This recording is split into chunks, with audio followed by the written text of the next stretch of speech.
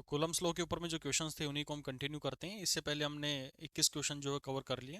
22वां जो क्वेश्चन था मैंने आपको करने के लिए दिया था, वो उम्मीद करता हूँ कि वो आप सभी ने कर भी लिया होगा उसका। अब क्वेश्चन नंबर 23 पर आते हैं। 23 से हमारी जो है एक जर्नी स्टार्ट होगी, जो कूलम्स लॉ के किस तरह से आपको क्वेश्चंस सोल्व करने पड़ते हैं, जहां पर आपको थोड़ा सा वेक्टर की नॉलेज होनी चाहिए और किस तरह से वेक्टर को हम रिजोल्व करते हैं उसका पता होना चाहिए, और कैसे हम रिजल्टेंट वेक्टर निकालते हैं, इन सब की जानकारी वहां पर होना जरूरी है आप लोगों के लिए। और ये चीज़ें हमने ऑलरेडी अपने क्लास लेक्चर्स के अंदर में प्रोवाइड करी हुई है, तो वहां पर भी जाकर आप इसको देख सकते हैं। अब आते हैं क्वेश्चन नंबर 23। कह रहा है कि मेन तो इनका क्या होता है कि आपको स्टेटमेंट के ऊपर में थोड़ी सी अच्छी रीडिंग आनी चाहिए, और जैसे जैसे बोलता जा रहा है उसी अकॉर्डिंग अपनी फिगर्स जो है इसके अंदर में डेवलप करते चले जाओ। तो यहाँ बोला जा रहा है कि इलेक्ट्रिक चार्ज है 1 माइक्रोकुलाम, -1 माइक्रोकुलाम, 2 माइक्रोकुलाम, यानी कि तीन चार्जेस को रखा गया है। आर प्लेस्ड इन एयर, ये मीडियम इसने एयर माना है। अगर कोई अदर भी मीडियम होता तो हमें उसकी जानकारी है कि जो फोर्स आएगी उसका के टाइम्स क्या हो जाती है, वो रिड्यूस कर दी जाती है। जो भी अगर उसके अंदर में डाइलेक्ट्रिक कांस्टेंट आ जाता है या कोई भी अदर मीडियम के अंदर में डाल देते हैं, तो at at corner A B C respectively of an equilateral triangle, यानी कि एक इक्विलेटरल ट्रायंगल दी गई है आपको, दिस वन। और इसके तीनों हिस्सों के ऊपर में चार्जेस रखे गए हैं। लेट सपोज कि जो हमारे पास में ट्रायंगल है ए बी सी बनी हुई है, having length of each side is 10 centimetre. अब थोड़ा सा आपको यहाँ पर ना सोचना जरूरी है, क्योंकि जो लेंथ आपको दी गई है वो 10 सेंटीमीटर दी गई है, और हमें सारी एसआई यूनिट के अंदर में काम करना होता है, तो यूनिट्स का भी आपको अच्छे से ध्यान होना चाहिए। जब हम इसको मीटर में कन्वर्ट करेंगे, यानी कि जो लेंथ आएगी that will be equal to 0.1 metre आपका मिलने वाला है। यानी ये भी आपकी 0.1, 0.1 और 0.1 मीटर आपको लेंथ मिल गई है। ओके जी।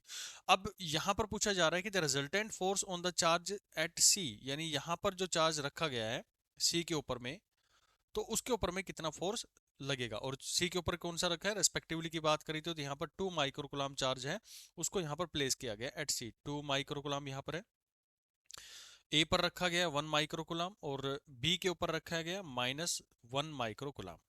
ठीक है, जितना तो हमारा डायग्राम था वो बन गया। अब कैसे इसकी अप्रोच करी जाए उसको समझते हुए चलते हैं। तो जब भी आपको ऐसा क्वेश्चन मिलता है तो पहली तो नजर आपको ये बनानी है कि हमारा रिजल्टेंट फोर्स किसके ऊपर में पूछा जा रहा है। तो यहाँ पर आपसे सी के बारे में बात करी जा रही थी।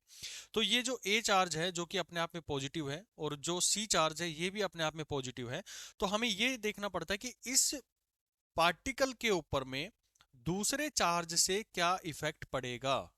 फिर से बोल रहा हूं, कंफ्यूजन बिल्कुल नहीं होनी चाहिए इस चीज के अंदर में कि फोर्स हमें नीचे की साइड में दिखानी चाहिए ऊपर की साइड में। आपको एक कोई भी चार्ज पकड़ना है, जैसे मैंने सी चार्ज को पकड़ लिया, और इस चार्ज के ऊपर में फोर्स जो है वो जो दूसरा वाला है वो कहां पर लगा रहा है इसके ऊपर, वो चीज ध्यान देनी होती है। तो हमें पता चला कि ए सी के ऊपर में फोर्स लगा रहा है, तो ये भाई इसको रिपेल करेगा, यानी कि इसको इस डायरेक्शन में ले जाने की कोशिश करेगा।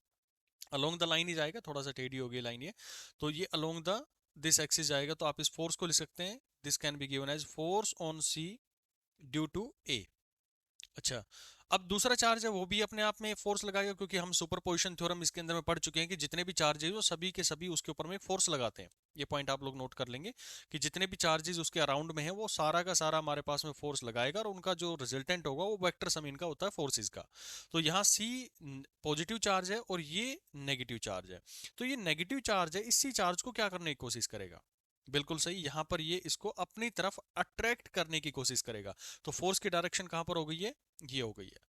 अब क्वेश्चन में दिया गया था कि ये अपने आप एक इक्विलेटरल ट्रायंगल है, यानी कि सारे के सारे एंगल कितने 60 डिग्री, ये भी 60 है, ये भी 60 हो गया, और ये भी 60 डिग्री हो गया। अब आपको इसकी पता होगा कि जब हम एक सिंगल लाइन लीनियर एंगल्स की बात करते हैं और हम इसको दो हिस्सों में तोड़ते हैं, अगर ये मेरे पास में थीटा है, ये वाला थीटा है, तो ये कितना बचेगा, ये 1 - थीटा बचता है उसका। क्योंकि जब लीनियर पेयर बनाते हैं तो पूरा का पूरा जो सर ये बनेगा वो 180 डिग्री का बनता है। तो ये अगर 60 बन गया है तो बचा हुआ एंगल, यानी ये वाला जो है, ये कितना एंगल बनेगा भाई, ये हमारे पास में 120 डिग्री का बन जाएगा। ओके। अब ये क्यों निकालना पड़ रहा है, क्योंकि हमारे पास में दो फोर्सेज है। जैसे एक फोर्स ये आ गया, दूसरा फोर्स जो लगाया किसने, सी के ऊपर में, बिकॉज ऑफ द बी, नीचे की साइड में आ गया, तो इनका रिजल्टेंट जो आएगा वही हमारा क्या होगा, इसका जो है फोर्स लगने वाला है। तो दोनों के बीच का एंगल आपको पता लग गया, तो इनका रिजल्टेंट कहीं यहाँ पर आने वाला है आप लोगों के लिए। वो हम एंगल वगैरह कैलकुलेट अगर करने के लिए बोलेगा तो हम वो कर लेंगे, लेकिन हमारा सिर्फ मतलब है रिजल्टेंट फोर्स निकालने का। तो जब दो वेक्टर्स होते हैं, थोड़ा सा मैं वेक्टर की तरफ में ले जाने की कोशिश करूंगा। जब भी दो वेक्टर हमें गिवन होते हैं तो अकॉर्डिंग टू पैरेललोग्राम लो, जो पैरेललोग्राम लो होता है वो कहता है कि जो तीसरा इसका जो डायगोनल होता है, अगर ये वेक्टर इस डायरेक्शन में और ये वेक्टर इस डायरेक्शन में, तो जो डायगोनल होता है वो इनका रिजल्टेंट को शो करता है। और ये रिजल्टेंट अगर हमारे पास में ये बोलें कि ये F1 है, ये F2 फोर्स है, और इन दोनों के बीच में एंगल थीटा गिवन है, तो आप जो रिजल्टेंट निकल के आता है, यानी कि एफ नेट की बात करते हैं रिजल्टेंट, तो इस this can be given as F1 का स्क्वायर प्लस F2 का square plus twice of F1 F2 into में कोस थीटा, और इस पूरे का लगाते हैं हम रूट। तो ये हम अपना जो रिजल्टेंट होता है, फाइनल रिजल्ट होता है, जो भी फोर्स उसके ऊपर में लग रही है, तो हम इस फॉर्मूले के थ्रू उसको कैलकुलेट कर लेते हैं। तो यहाँ पर भी कुछ ऐसा ही सिनेरियो क्रिएट हो रहा है, और ये बार बार ये जो लो आपको बताया गया है ना अभी, पैरेललोग्राम लो जो बताया गया है या रूल बताया गया है, तो इसी के अकॉर्डिंग हम बहुत सारे क्वेश्चंस को आगे अटेम्प्ट करने वाले हैं। तो ये बिल्कुल आप लोग ध्यान रख लेंगे कि जब भी दो वेक्टर्स आते हैं और उनके बीच में एक एंगल है, तो उसका नेट फोर्स जो निकलेगा वो इस फॉर्मूले के थ्रू निकलता है। अब क्यों हमें वेक्टर फॉर्मेशन यूज करनी पड़ रही है? क्योंकि फोर्स जो होती है वो अपने आप में एक वेक्टर क्वांटिटी होती है, और उसी वेक्टर के अकॉर्डिंग हमें उसको जो उसका फाइनल रिजल्ट है वो दिखाना पड़ता है, क्योंकि जो वेक्टर्स होते हैं उनके पास में मैग्नीट्यूड भी होता है, साथ में उनकी डायरेक्शंस भी होती हैं, तो दोनों चीज हम डिफाइन करेंगे।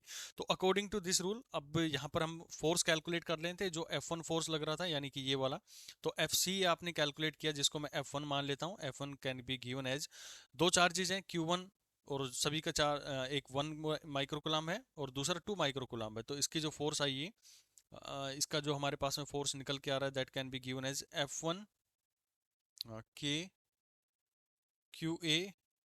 अच्छा, एक चीज और हम इसके अंदर में कर सकते हैं, देखो ये चार्ज हमारे पास में 2 है और ये 1 है, ये चार्ज भी 1 है और ये चार्ज भी 2 है, यानी कि दोनों के ऊपर में फोर्स तो सेम लग रहा है, लेकिन वो क्या है, दोनों अलग अलग डायरेक्शन के अंदर में लग रहे हैं। यानी मैग्नीट्यूड वाइज अगर आप कैलकुलेट करना चाहें, उसकी मैग्नीट्यूड की ही खाली बात कर ले हम, तो ये जो एफ नेट है इसको हम लिख सकते हैं, ये भी एफ हो गया, यानी कि एफ का स्क्वायर प्लस में ये भी दूसरा भी हम बोल देते हैं एफ स्क्वायर है, और ये जो अंदर लेके आएंगे तो एफ स्क्वायर यहाँ पर भी हो जाएगा, और कोस थीटा, दोनों के बीच में कितना एंगल है, 120 डिग्री का एंगल है, तो आप लिखेंगे कोस 120 डिग्री। जब इसको सोल्व करेंगे, ये पूरा जो रूट है इसको आप सोल्व आउट करेंगे, तो आपके पास में बचने वाला है अंदर में एफ स्क्वायर तो हमारे पास में हो गया 2F स्क्वायर, और ये अंदर में जो बचा है इसको हम लिख देंगे 2F स्क्वायर, और कोस 120 डिग्री की वैल्यू जो होती है वो होती है -1/2 होती है, और इस पूरे को आप फर्दर सोल्व करेंगे तो आपके पास में जो रिजल्ट निकल के आएगा that will be equal to F square, या 2 से 2 कट जाएगा तो एक हमारे पास में बचेगा, और फाइनल जो रिजल्ट आएगा वो फोर्स निकल के आ जाएगा। यानी कि हम एफ नेट निकालना चाहें तो कोई भी एक फोर्स हम कैलकुलेट कर लेते हैं, उसी के बराबर में इसका जो है रिजल्टेंट निकल के आने वाला है। तो यहाँ से आप कैलकुलेट करो, तो दोनों फोर्सेस को हम कैलकुलेट करना चाहें तो इसके चार्जेस को लिखेंगे क्यू ए इंटू में क्यू सी लिख दो, डिवाइडेड बाई जो दोनों के बीच में डिस्टेंस थी यानी कि आर स्क्वायर के बराबर में है, और ये वैल्यूज आप पुट करेंगे तो के की वैल्यू कितनी होती है भाई, के की वैल्यू जानकारी है 9 इंटू 10⁻⁹ होती है। क्यू ए की वैल्यू आपको दी गई है 1 है, क्यू सी की वैल्यू है आपके पास में 2 है, डिवाइडेड बाई आर स्क्वायर यानी कि 0.1 आपको दिया गया था क्वेश्चन के अंदर में, 0.1 का स्क्वायर आ गया। इस पूरे को सोल्व करेंगे then you will get the answer 1.8 newton, ये आपका आंसर यहाँ पर निकल कर आ जाएगा। तो बेसिक अप्रोच आपको इन क्वेश्चंस की पता होने चाहिए कि कैसे हमारे पास में ट्रेंगल लो जो है, पैरेललोग्राम रूल है उसका यहाँ पर हमें यूज करना चाहिए। जैसे ये दो साइड यहाँ पर रिप्रेजेंट करेंगी पैरेललोग्राम की, एक नीचे जा रहा है और एक ऊपर जा रहा है, तो इसका जो रिजल्टेंट आएगा वो कहीं ना कहीं इसके डायगोनल के थ्रू हम इसको रिप्रेजेंट कर सकते हैं, ठीक है।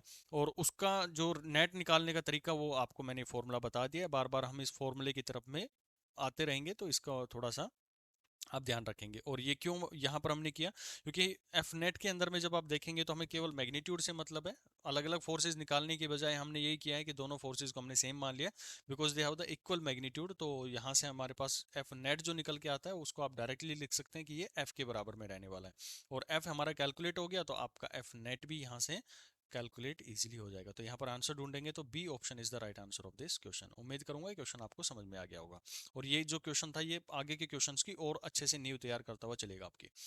An electron is moving around the nucleus of hydrogen atom in a circular orbit. ठीक है, क्वेश्चन नंबर जो हमारे पास में है, पीछे रह गया कोई क्वेश्चन, हाँ ये क्वेश्चन रह गया, 324 नंबर क्वेश्चन है। 3 charges are placed at the vertices of the equilateral triangle of side A. देखो पिछले से मिलता जुलता ही क्वेश्चन है ये, as shown in the figure the force experienced by the charge placed at the vertex A in direction normal to BC. देखो question में जो बोला गया है वो ये बोला जा रहा है कि जो तीन चार्जेस रखे हैं ए बी सी, तीन चार्जेज हमने रख दिए एक इक्विलेटरल ट्रायंगल के ऊपर में। The force experience by the charge placed at the vertex A, अगर मैं यहाँ पर रख दूं एक चार्ज को, यहाँ पर प्लेस कर दिया गया ए को in the direction normal to BC, BC जो यहाँ पर था इसकी नॉर्मल डायरेक्शन अगर हम देखें तो उसके ऊपर में फोर्स जो एक्सपीरियंस हो रहा है वो कितना हो रहा है यहाँ पर, ये चीज हमें यहाँ पर कैलकुलेट करनी है। BC की direction normal to the BC, उसी की डायरेक्शन में हमें उसको कैलकुलेट करना है। तो चलो इस क्वेश्चन को हम शुरू करते हैं और वही चीज़ें इसके अंदर में भी हम इम्प्लीमेंट करेंगे। जैसे हम इस ट्रायंगल को बात करें तो ये ट्रायंगल बन गई है, ये यहाँ पर चार्ज रखा गया A, यहाँ पर B है, ये हमारे पास में C है। ये चार्ज प्लेस किया गया प्लस Q, इसको मैं ऊपर लिख देता हूँ A के पास में, ये है प्लस Q, ये रखा गया minus Q and this charge is plus Q। अब आप फोर्सेस की डायरेक्शन को कैलकुलेट करें। अगर ए के ऊपर में जो फोर्स लग रहा है, यहाँ पे जो चार्ज रखा हुआ है, तो ये भी पॉजिटिव ये भी पॉजिटिव, तो इस चार्ज के कारण में ये फोर्स कहाँ लेके जाएगा, इसको इस डायरेक्शन में लेके जाएगा। ठीक है। और दूसरा जो चार्ज है ये वाला, दिस वन, और बी वाला, तो ये दोनों क्या करेंगे, आप देख पा रहे हैं कि दोनों के ऊपर नेगेटिव, इस पे नेगेटिव है, इस पे पॉजिटिव चार्ज है, ना अपोजिट चार्ज है, और वो अपने आप को एक दूसरे की तरफ में अट्रैक्ट करेंगे। लेकिन करेगा कौन, बी करेगा, क्योंकि हम बी का इफेक्ट देखना चाह रहे हैं ए के ऊपर में। तो जिसका इफेक्ट देखना चाह रहे हैं कि वो कैसे रिस्पॉन्ड करेगा इस चार्ज के रिस्पेक्ट में, तो यहाँ पर उसका आ गया भाई नीचे की डायरेक्शन में। तो ये हो गया हमारे पास में due F A due to C, और ये जो फोर्स हो गई है F A due to B, दो फोर्सेस के थ्रू हमने इसको कैलकुलेट कर लिया। अब सेम वो चीज़ है, इक्विलेटर ट्रायंगल दिया गया था तो ये एंगल 60, ये भी 60 हो गया, और ये भी हमारे पास में 60 डिग्री का एंगल हो गया। अगर मैं पैरेलल लाइन इसके अंदर में बनाऊं, तो पैरेलल लाइन बनाओगे आप तो यहाँ पर जो इनका रिजल्टेंट निकल के आएगा दिस वन, तो यहाँ आप देखें एक फोर्स तो हमारे पास में क्या जा रहा है, इधर चला जाएगा, इनका रिजल्टेंट जो आएगा, रिजल्टेंट बनाना सीखो आप। जैसे दो फोर्सेज आपको दी गई है ये वाली, तो मैं इनके कंपोनेंट्स को जो है वो रिजोल्व कर लेता हूँ। तो कंपोनेंट इसका रिजोल्व करूंगा ऊपर वाले का, तो एक कंपोनेंट तो आ गया इस डायरेक्शन में, और एक कंपोनेंट चला गया ऊपर वाले डायरेक्शन में। और दूसरे वेक्टर का, ये फर्स्ट वेक्टर है, ये सेकंड वेक्टर है, तो पहले वाले के तो ये ब्लैक लाइंस के थ्रू मैंने रिप्रेजेंट कर दिए। दूसरे वाले वेक्टर को करेंगे तो दूसरे वाले का एक ये आ गया, और दूसरा यहाँ पर ये बन गया है। अब इनके मैग्नीट्यूड्स की बात करते हैं, तो दोनों के ये एंगल भी हमारे पास में 60 डिग्री है। जब आप ट्रायंगल लो लगाएंगे तो ये एंगल 60 डिग्री है। तो पैरेलल लाइन मैंने यहाँ पर बनाई है ये वाली, तो ये एंगल भी कितना हो जाएगा, 60 डिग्री हो जाएगा, क्योंकि अल्टरनेट एंगल सही है। ये वाला भी एंगल कितना हो गया, 60 डिग्री हो गया। यानी कि आप जब इनके मैग्नीट्यूड्स की बात करेंगे, ये 60 डिग्री का है, ये 60 डिग्री है, तो अगर फोर्स हमने F मानी है, क्योंकि दोनों के मैग्नीट्यूड सेम रहेंगे, because same charge is used, सिर्फ उनकी डायरेक्शन यहाँ पर डिफर कर रही है, मैग्नीट्यूड उनके सेम रहेंगे, F है।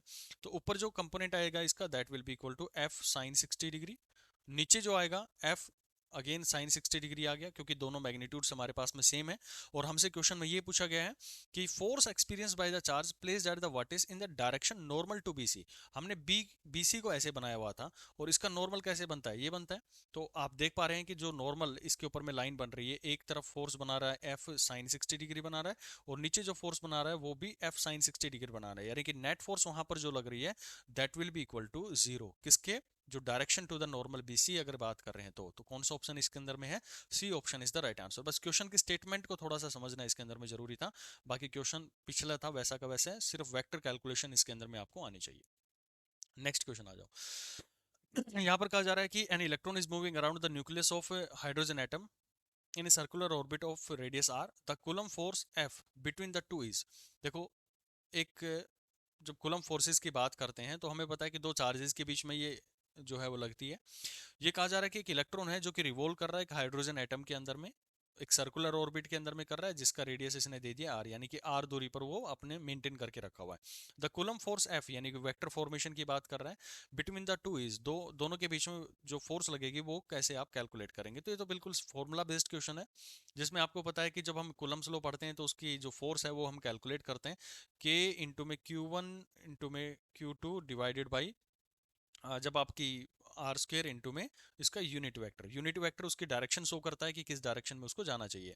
लेकिन जब हम अपने ऑप्शंस की तरफ में देखते हैं तो हमारा ऑप्शन इससे मिलता जुलता कोई नहीं आ रहा है, तो हम क्या करेंगे, इसको थोड़ा और फर्दर जो है चेंज करने की कोशिश करेंगे, एंड यू विल फाइंड कि इसको वेक्टर फॉर्मेशन में और तरीके से लिखा जा सकता है कि जो यूनिट वेक्टर होते हैं इनको हम रिप्रेजेंट करते हैं, जो उसका वेक्टर होता है डिवाइड बाय उसके मैग्नीट्यूड से अगर हम डिवाइड कर देते हैं यानी उसका मैग्नीट्यूड जो है उससे हम डिवाइड करेंगे तो हमें क्या मिलेगा, उसका यूनिट वेक्टर मिल जाता है। तो इस फॉर्मूले को मैं कुछ इस तरह से भी फॉर्मुलेट कर सकता हूँ, k इंटू में Q1 इंटू में Q2 डिवाइड बाई, क्योंकि ये नीचे आर स्क्वायर है, ये भी अपने आप में मैग्नीट्यूड है, और ये जो हम मैग्नीट्यूड उसका निकालते हैं, ऐसे आपके पास में मान लेते हैं कि क्वेश्चन गिवन है 3i प्लस में 4j गिवन है, आपको इसका मैग्नीट्यूड निकालना है। तो कैसे निकालते हैं आप, 3 का स्क्वायर किया 9 आ गया, प्लस में 4 का स्क्वायर किया 16 आ गया, और इस पूरे का क्या ले लेते हैं, रूट ले लेते हैं, तो आपको फाइनल रिजल्ट जो 5 मिलता है। तो ये जो मैग्नीट्यूड रिप्रेजेंट किया जा रहा है ना आर को, जो हम दो मॉडुलस के अंदर में डाल देते हैं, उसका मतलब ये होता है कि हम उसके मैग्नीट्यूड को कैलकुलेट कर सकें बाय यूजिंग दिस प्रोसेस। तो यहाँ से आपको मिल जाएगा ये भी मैग्नीट्यूड अपने आप में, और ये भी मैग्नीट्यूड, तो नीचे मिलेगा डिनोमिनेटर में आर क्यूब मिल गया, और यहाँ मिल गया आपको वेक्टर, जो ओरिजिनल वेक्टर था, यानी इस वेक्टर को मैं इसके 5 से डिवाइड कर दूंगा, तो मुझे उसका यूनिट वेक्टर जो है वो डिफाइन हो जाएगा कि किस डायरेक्शन में कितनी वो फोर्सेस लगा रहा है। लेकिन जब आप यहाँ पर देखेंगे तो जो दो अलग अलग चार्जेस हैं, जब इसको के फॉर्मूले के अंदर में रखेंगे तो यहाँ पर बोला जा रहा है, क्योंकि वेक्टर फॉर्मेशन है तो हम उसके साइन कन्वेंशन के साथ में भी चलेंगे। तो न्यूक्लियस जो है वो हमारे पास में पॉजिटिव चार्ज होता है, और जो इसका इलेक्ट्रॉन दिया गया है वो नेगेटिव चार्ज होता है। यानी कि जो इसका फाइनल रिजल्ट निकल के आएगा, क्योंकि ई चार्ज अगर क्वेश्चन के अंदर में सारे ई स्क्वायर माने गए हैं, then you can write this equation as F that will be equal to minus of K into में e square divide by r cube into r का वेक्टर। तो ये ऑप्शन आप ढूंढेंगे कहाँ पर मिलेगा आपको, तो ये ऑप्शन हमारा यहाँ से मिल रहा है। तो this option is the right answer, C option सही रहेगा। इसका प्रोसीजर आपको समझ में आ गया होगा कि किस तरह से इस क्वेश्चन को थोड़ा सा घुमा के पूछा गया था। आपको नॉलेज होनी चाहिए थी जो वेक्टर इसके अंदर में वेक्टर रिप्रेजेंटेशन के अंदर में यूनिट वेक्टर को हम कैसे डिफाइन करते हैं। तो अभी जो है वो चल रहा है वो लगभग लगभग यूनिट वेक्टर्स का ही खेल चल रहा है, या वेक्टर फॉर्मेशन का चलता है। बाकी देखो इलेक्ट्रोस्टैट जो है ना, इलेक्ट्रोस्टैट जो है वो फिजिक्स है ही नहीं, सही भाषा में बोलो तो, क्योंकि इलेक्ट्रोस्टैट के अंदर में आपका एक छोटा सा फॉर्मूला यूज करते हैं फोर्स का, और उसके ऊपर में सारी की सारी काइनेमेटिक्स मैथमेटिक्स सब वहां पर यूज कर ली जाती है। तो आपकी अच्छी पकड़ होनी चाहिए, थोड़ी सी मैथमेटिक्स के ऊपर में, थोड़ी सी काइनेमेटिक्स के अंदर में, थोड़ा सा वेक्टर रिजोल्यूशंस के अंदर में, बस फिर तो ये मानो कि आपका सबसे जो स्ट्रॉन्ग टॉपिक होता है वो इलेक्ट्रोस्टैट ही रहता है। और फिर थोड़ी सी आनी चाहिए आपको रीडिंग पावर, कि क्वेश्चन को कैसे अंडरस्टैंड करना है, क्या क्या चीजें हम उससे निकाल सकते हैं। अगला क्वेश्चन है, बहुत ही इंपॉर्टेंट क्वेश्चन है ये, और बार बार ऐसे क्वेश्चंस, मिलते जुलते क्वेश्चंस आपको एग्जाम के अंदर में देखने को मिलते हैं। स्टेप बाय स्टेप इस क्वेश्चन को हम रीड आउट करते हैं, और वो उससे क्या क्या कंक्लूड हम कर पाएंगे उनके ऊपर में काम करते हैं। बोला जा रहा है two spherical conductor B and C having equal radii. ठीक है भाई, हम दो मान लेते हैं, एक बी है और एक हमारे पास में सी है। दो कंडक्टर्स हैं, यानी कि चार्जेस को एक दूसरे के पास में ट्रांसफर कर सकते हैं। Equal radii and carrying equal charges in them repel each other, यानी कि दोनों रिपेल कर रहे हैं, मीन्स दोनों के पास में अपोजिट चार्जेस है। यानी ये भी चार्ज अगर मैं क्यू मान लेता हूँ, ये भी चार्ज क्यू मान लेता हूँ, चाहे पॉजिटिव मान लो चाहे नेगेटिव मान लो, साइन कन्वेंशन का कोई इसके अंदर में ज्यादा हमारे पास में यूज नहीं रहेगा। हम क्वेश्चन की तरफ में आगे बढ़ते हैं। ठीक है भाई, यहाँ तक हमारी स्टेटमेंट कंप्लीट हो गई है। रिपेल का हमने देख लिया, इससे हमें पता लगा कि दोनों के ऊपर में सिमिलर चार्जेस हैं। Okay, now come to next point. बोला जा रहा है कि other each other with a force F, दोनों के बीच में जो फोर्स लग रही है वो हमने डिफाइन कर दी कि एफ फोर्स लग रही है। When kept at some distance, कोई भी एक डिस्टेंस हमने मान लिया, आर डिस्टेंस मान लिया गया है, तो इतनी दूरी पर जब हमने उसको रखा है तो ये फोर्स उसके ऊपर में लग रही है एफ। अच्छा, यहाँ तक की हमारी statement complete. A third spherical conductor having same radius as that of B but uncharged is brought in contact with B. कोई तीसरा ए, ए जो था वो हम एक अलग से स्पेरिकल बॉल थी ये वाली, इसको हम लेके आते हैं कांटेक्ट में किसके, बी के। A third spherical conductor having same radius as that of B, क्योंकि ये स्टेटमेंट वाइज इसके अंदर बोला जा रहा है कि अनचार्ज है, यानी कि कोई भी चार्ज उसके ऊपर में नहीं है, जीरो चार्ज है, लेकिन कंडक्टिंग है तो वो चार्ज को अपने ऊपर में ला सकता है। Okay, is brought in contact with B, B के कांटेक्ट में लाया गया। ठीक है भाई, हम इसको बी के कांटेक्ट में ले आते हैं, यानी कि पहला ये बन गया बी और इसके साथ में कांटेक्ट में लग गया ए, दो चार्जेस हो गए हैं, दोनों को हमने यहाँ पर कांटेक्ट में लगा दिया। Okay, now next, then brought in contact with C. अब यहाँ से जब जो चार्जेस इसके ऊपर में डेवलप हुआ, अब दोबारा से इसको क्या किया गया, ये चार्ज सी के साथ में इसको दोबारा अटैच किया गया। जब ये चार्ज हो गया, थोड़ा सा इसका चार्ज आ गया इसके अंदर में, तो इसको दोबारा से सी के साथ में टच किया गया। Okay, and finally remove away from the both, और फिर इसको क्या किया गया, दोनों से अलग किया गया। The new force of repulsion between B and C. अब कह रहा है कि बी और सी के बीच में, ये पहला स्टेप था, सॉरी, ये पहला स्टेप है, ये दूसरा स्टेप है और ये तीसरा स्टेप है। यहाँ पर बी है और यहाँ पर सी है। अब इनके बीच में नई फोर्स आपको बतानी है, यानी कि पिछले के कंपैरिजन में कम हो गई या ज़्यादा हो गई, उसके ऊपर में काम करना है आपको। चलिए, बहुत इंपॉर्टेंट क्वेश्चन है। और इससे अगला भी एक क्वेश्चन आएगा, वो भी इसी से मिलता जुलता है, same as it is question है। तो मैं इसी क्वेश्चन से इसको यहाँ पर खत्म करना चाहूंगा।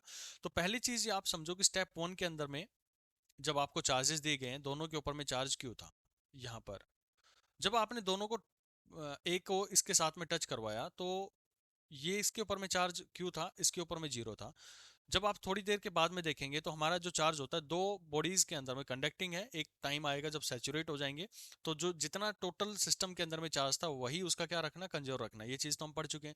तो जो इनका दोनों के ऊपर में चार्ज आएगा वो इक्वली डिस्ट्रीब्यूट होगा, यानी कि Q/2 चला जाएगा ए बी के ऊपर में, और Q/2 ही चला जाएगा ए के ऊपर में। यानी अभी प्रेजेंटली ए के पास में Q/2 चार्जेस है।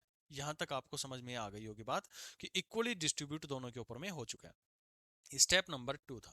अब स्टेप नंबर 3 की तरफ में, सॉरी, ये स्टेप 1, ये स्टेप 1 मानेंगे, ये वाला स्टेप 2 मानेंगे जब हम सी के साथ में कांटेक्ट में लेके आ रहे हैं। ठीक है, सी के ऊपर में हम कांटेक्ट में लेके आए, सी पे चार्ज अभी कितना है, क्यू है। मैं इसको कांटेक्ट में लेके आ रहा हूँ किसके, ए के, जिसके ऊपर में अभी कितना चार्ज आ चुका है, Q/2 आ गया। तो सिस्टम में टोटल चार्ज कितना, तो टोटल सिस्टम में चार्ज था हमारा 3/2, 3Q/2 था। लेकिन हमें दोनों के ऊपर में इक्वली डिस्ट्रीब्यूट करना है, यानी कि हाफ कर देंगे उसका। तो बी के ऊपर ये सी था, ये बी था, ये ए था हमारे पास में। तो अभी जो नया चार्ज आ जाएगा, सी के ऊपर में नया चार्ज आने वाला है 3Q/4, ये आएगा ना। और बी के ऊपर में जो नया चार्ज, ए के ऊपर में जो नया चार्ज आने वाला है, that will be equal to 3Q/4, यानी कि सेम दोनों के ऊपर में चार्जेस जो है वो डिस्ट्रीब्यूट हो गए हैं। अच्छा, यहाँ तक की कहानी आपको समझ में आ गई कि कैसे हमारे जो टोटल चार्ज था उसका कैसे डिस्ट्रीब्यूशन हम कर रहे हैं। ऐसे क्वेश्चन बार बार, बहुत ही ज्यादा बार ऐसा क्वेश्चन पूछा जाता है कि उससे टच किया, फिर उसको रिमूव किया, फिर दूसरे के साथ में टच कर दिया। तो आपको थोड़ा सा क्लियर विजन होना चाहिए कि जब भी आप किसी को टच करें तो टोटल चार्जेस देख लो, और दो बॉडीज के बीच में आपने डिस्ट्रीब्यूट किया है तो उसका हाफ कर दो। जैसे पिछले में क्या टोटल चार्ज क्यू था, तो उसका जब हम करेंगे तो टोटल चार्ज क्यू प्लस में 0/2, यानी Q/2 यहाँ पर और Q/2 दूसरी बॉडी के ऊपर में चला जाएगा। अगर तीन बॉडी के ऊपर में डिस्ट्रीब्यूट करते हैं तो Q/3 हो जाता है, वहां पर जितनी नंबर ऑफ बॉडीज उतने के ऊपर में डिस्ट्रीब्यूट कर दो उसको। ओके, तो यहाँ अब क्या बोला गया नेक्स्ट स्टेटमेंट के अंदर में, कि बी और सी है उनको पास लाया गया। तो भाई क्या रहेगा इस क्वेश्चन के अंदर में, अब बी था उसके ऊपर में चार्ज हमने ऑलरेडी कितना डेवलप कर दिया था, Q/2 था। सी को जब हम देख रहे थे तो सी के ऊपर में चार्ज आ गया था 3Q/4 आ गया था। दोनों के बीच में सेपरेशन जो है उसका ऊपर में कोई भी इफेक्ट नहीं हुआ, पहले की जगह जितनी थी उतनी ही हमने मेंटेन रखी हुई है। और चार्जेस जो थे दोनों इसके अंदर में अभी जब हम देखेंगे QA और QC की बात कर देंगे, यानी कि टोटल जो हमारे पास में फोर्स लगने वाला है that will be equal to K into में Q/2, कूलम्ब्स लॉ लगा रहा हूँ और कोई इसके अंदर में रॉकेट साइंस नहीं यूज कर रहा हूँ, डिवाइड बाई R इंटू में R² हो गया।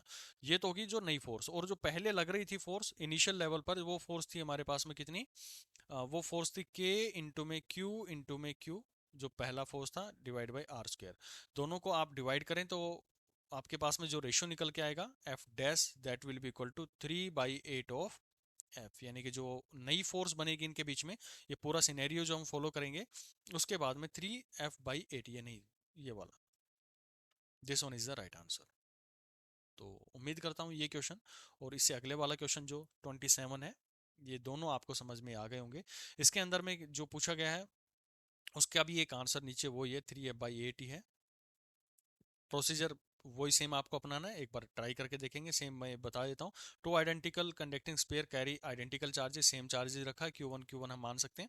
If the sphere are at certain distance apart, वो ये अलग चीज़ें हैं, उनके बीच में रिपेल कर रहा है, यानी कि दोनों सेम चार्जेस है, सेम टाइप के चार्जेस है। थर्ड कंडक्टिंग स्पेयर, कोई थर्ड कंडक्टिंग उसके अंदर में लेके आए हैं, इनिशियली इंचार्ज है, उसको पहले एक से टच किया जाता है, फिर उसको दूसरे के साथ में टच किया जाता है।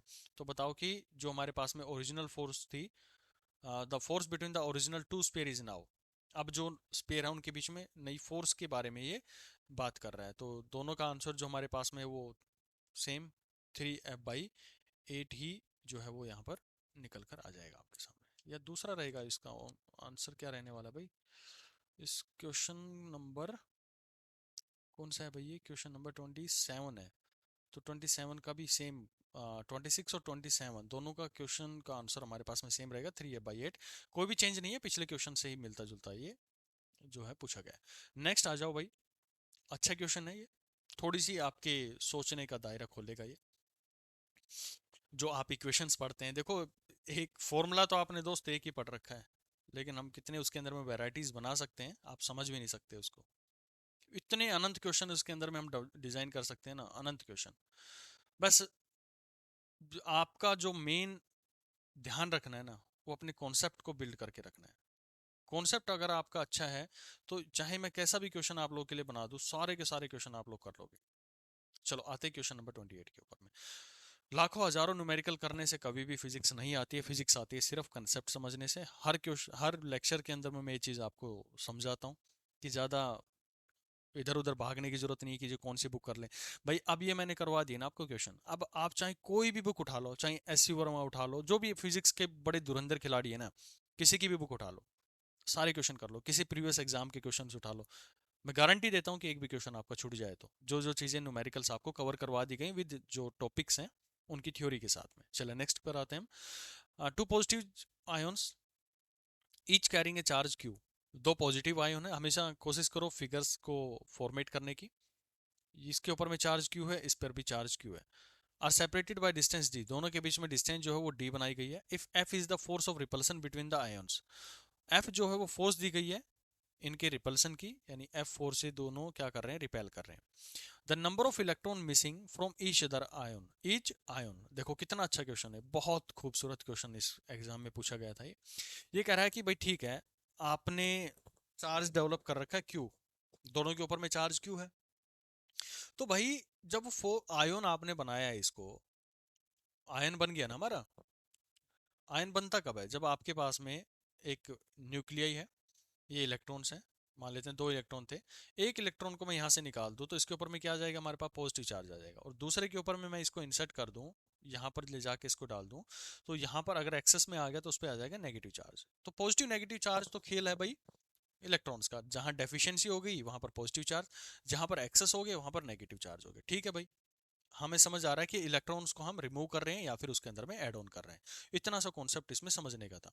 यही चीज बोला गया है कि जो चार्जेस यहाँ पे डेवलप हुए हैं और उनके बीच में फोर्स लगी है एफ, तो बताओ कि कितने चार्ज वहां से मिस हुए हैं। बस सिमिलर चार्ज मान लिया, यानी कि डेफिशिएंसी मान लिया, फिर मिसिंग मान लिया, यानी कि दोनों के दोनों क्या है, हमारे पास में पॉजिटिव चार्ज की बॉडीज रखी गई है। दिया भी गया था, देख लो हमने जो बताया वो चीज यहाँ पर इसके अंदर में गिवन भी थी, और हमने अपने कॉन्सेप्ट से भी इसको समझ लिया। तो प्लस क्यू चार्ज ये है, प्लस क्यू चार्ज यानी कि इलेक्ट्रॉन जो है इनसे निकाले गए हैं। अब समझ आ रहा है कि ये कैसे इसके इलेक्ट्रॉन्स को हम निकाल सकते हैं।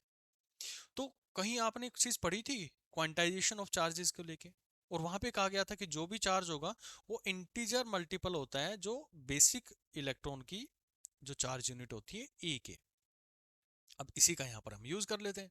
तो यहाँ पर बोला जाता है कि जो फोर्स है वो हम प्रोवाइड करते हैं के इंटू में क्यू वन इंटू में Q two divide by R square से। ओके जी। अब Q की जगह पे मैं रख सकता हूँ, क्योंकि सेम चार्ज इसके अंदर में बोला गया है, तो ये भी Q1 और ये Q2 दोनों इक्वल हैं, Q1 equal to Q2 that will be equal to Q मैं मान लेता हूँ। अब यहाँ पर आप रखेंगे तो इस फॉर्मूले को मैं लिख सकता हूँ K इंटू, ध्यान से सुनते चलना भाई, एन स्क्वेयर इंटू में ई स्क्वेयर। कहाँ से लिख दिया भाई, हवा में से पकड़ा और यहाँ पर मैंने लिख दिया। अरे भाई ये क्यू क्यू थे दोनों, तो एक की जगह पे एन स्क्वेयर लिखूंगा, एन ही लिखूंगा, दूसरे पे भी एन ही लिखूंगा, तो दोनों का क्या बन गया, एन स्क्वेयर हमारे पास में डिजाइन हो गया। और जो इसका रेडियस की बात करेंगे, तो इसका रेडियस जो है, क्योंकि हमारे ऑप्शन जा रहे हैं 4 पाई एप्सिलॉन नॉट की फॉर्म के अंदर में, तो मैं के को भी उसी फॉर्म में लिख देता हूँ 4 पाई एप्सिलॉन नॉट, और दोनों के बीच सेपरेशन दिया गया था वो आपको डी स्क्वायर दिया गया था, और ये था फोर्स की फॉर्म के अंदर में। और जब आप इसके अंदर से एन कैलकुलेट करेंगे तो N can be given as, N को हम यहाँ से लिख सकते हैं, that will be equal to F into 4 pi epsilon not into में D square divided by E square, और इस पूरे का रूट। जैसा हमारे क्वेश्चन ऑप्शंस के अंदर में गिवन है कि ये ऑप्शन कहाँ पर जाकर सेट हो रहा है, डी में जाके ये सेट हो रहा है, तो D is the right answer of this question. Concept एक छोटी सी चीज इसके अंदर से आपको पकड़नी थी। ये होता है थोड़ा सा मिक्सचर जो क्वेश्चंस के होते हैं वो। चलो नेक्स्ट पर आते हैं, उम्मीद करूंगा ये आ गया होगा समझ में। बार बार चीजें रिपीट करने से कोई फायदा नहीं है, क्योंकि हमें बहुत सारा क्वेश्चन जो है वो अटेम्प्ट करना, लगभग 500 प्लस हम क्वेश्चन इसके अंदर में कवर करने वाले हैं। अ, अभी हमारे पास लगभग अभी कौन से पे हैं हम, 29 नंबर क्वेश्चन पे हैं। 30-40 क्वेश्चन अभी केवल कूलम्स लॉ के बचे हुए, फिर इलेक्ट्रोस्टैट जो इसके अंदर में इलेक्ट्रिक फील्ड, पोटेंशियल, ये सारे आएंगे, तो लगभग 200 क्वेश्चन उसके हम अटेम्प्ट करेंगे। फिर पोटेंशियल ऊपर, डाइपोल के ऊपर में, कैपेसिटेंस के ऊपर में, तो एक लंबी जंग है ये जिसको हम जरूर जीतेंगे, आप लोगों का साथ रहा तो।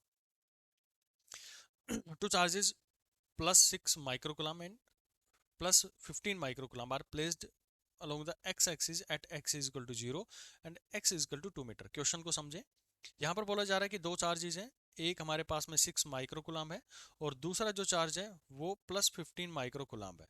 दोनों को रखा गया, कोई एक एक्सिस हमने मान लिया, रेफरेंस पॉइंट माना कि ये एक्स अगर हमारे पास में 0 सेंटीमीटर है और ये पॉइंट अगर 2 सेंटीमीटर है, यहाँ पर हमने इसको प्लेस किया गया। A negative charge is placed between them, कोई एक नेगेटिव चार्ज लिया गया है, नेगेटिव चार्ज को चलो मैं रेड से रिप्रेजेंट कर देता हूँ, ये कोई नेगेटिव चार्ज लिया गया है between them such that the resultant force on it is 0, यानी इस पे जो लगेगा फोर्स, लगाएगा फोर्स तो 6 भी लगाएगा, यानी 6 इसको क्या करेगा, अपनी तरफ खींचेगा, क्योंकि ये है नेगेटिव चार्ज। 15 है वो भी इसको अपनी तरफ में खींचेगा। तो ये कह रहा है कि कहां पर इसको प्लेस किया जाए कि रिजल्टेंट फोर्स जो है वो 0 हो जाए। ठीक है, ये जो नेगेटिव चार्ज है इसको कहां पर हम प्लेस करें कि इस पे लगने वाला जो फोर्स है वो 0 हो जाए।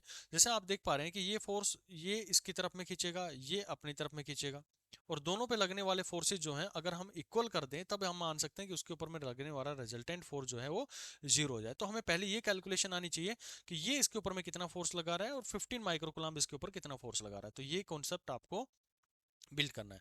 तो टोटल डिस्टेंस आपने देखी कि ये डिस्टेंस हमने 2 सेंटीमीटर थी।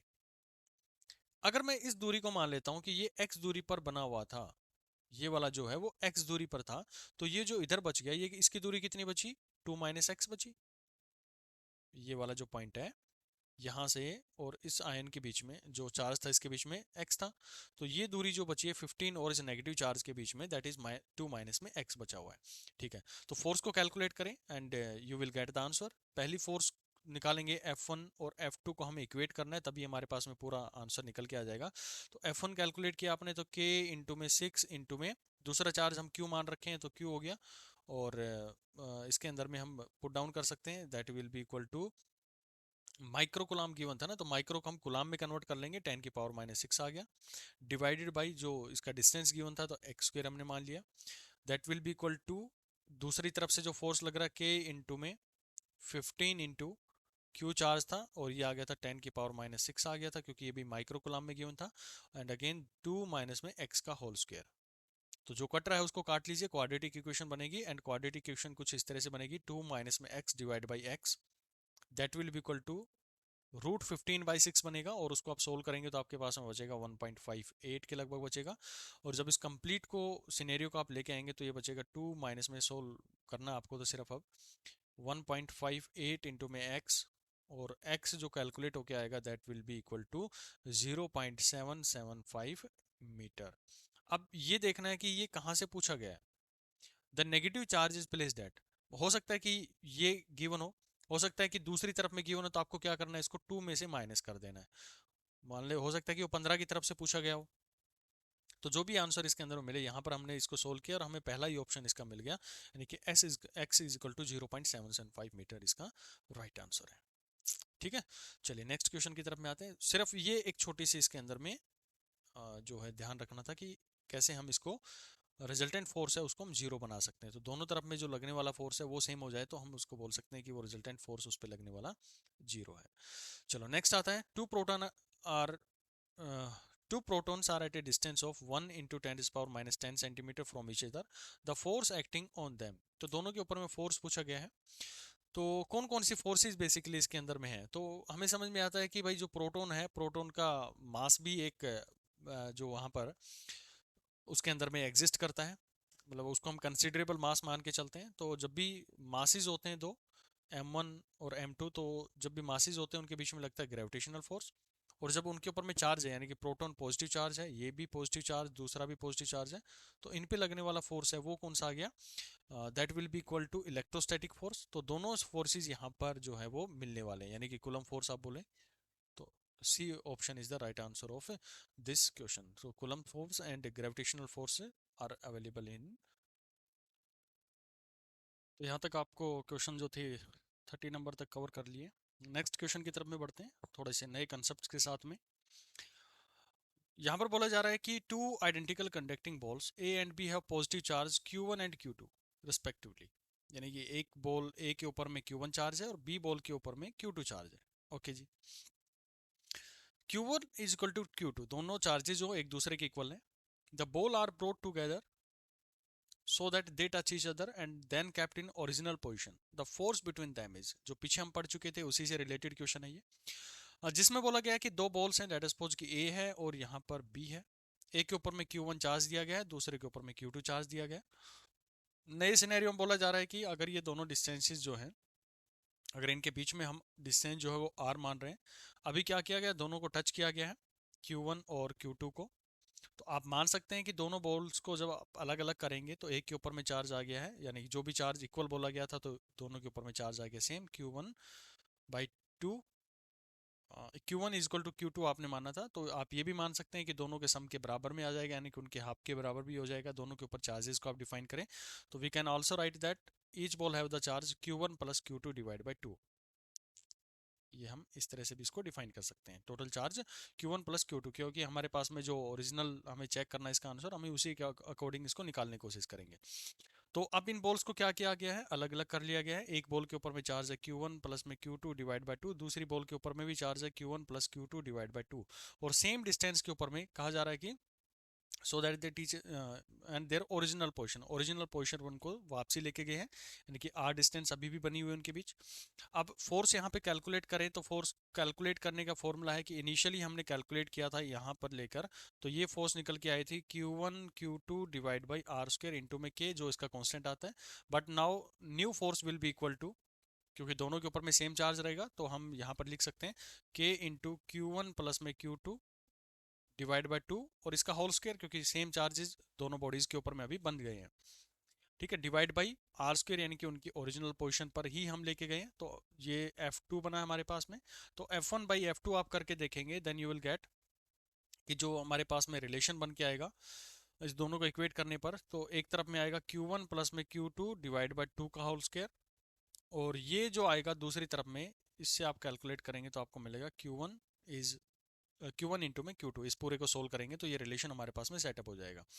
जब दोनों के रेशियो को आप चेक करेंगे तो आप यहाँ पर देख पाएंगे कि जो फोर्स 2 था, यानी बाद में जो लगा था फोर्स, वो ग्रेटर है एज कम्पेयर टू फोर्स 1, क्योंकि ये जो निकल के आया है, ये वाला सिनेरियो जो था यहाँ पर, ये फोर्स 2 का निकला है, और ये वाला जो निकला है यहाँ पर, ये फोर्स 1 का निकला था. तो जो दोनों का मल्टीप्लिकेशन हम देखें और Q1 प्लस Q2 का होल स्क्वायर हम देखें तो वो हमेशा ज़्यादा मिलेगा, तो force 2 is greater than force 1 है. तो ऑप्शन कौन सा सही इसके अंदर में बन रहा है भाई, greater than that before the balls touch. जब दोनों बॉल्स को टच करने से पहले जितना फोर्स था उससे ज़्यादा अभी फोर्स उसमें मिलने वाला था. क्वेश्चन 31 आपका कंप्लीट होता है.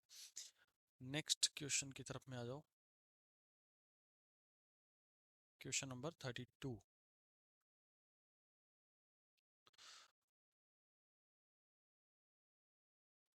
वैसे यहाँ पर थोड़ा सा आपको दिख नहीं रहा होगा, मैं इसको कोशिश करता हूँ नीचे लाने की. यहाँ से ये जो मैंने लिखा है यहाँ पर लिखा गया है Q1 plus Q2 divide by 2 का whole square, that will be greater than Q1 into में Q2. तो इस वजह से क्या हो रहा है, F2 is greater than F1 यहाँ पर बन गया. ठीक है, अभी दिख गया होगा आप लोगों को. तो चलो नेक्स्ट क्वेश्चन की तरफ बढ़ते हैं, और अच्छे अच्छे क्वेश्चन सब जो हम डील करने वाले हैं, पूरे जो वेक्टर एनालिसिस है वो यहाँ पर अच्छे से आपको समझ में आ जाएगा, कैसे कूलम्ब्स लॉ के अंदर में हम वेक्टर को यूज़ करते हैं.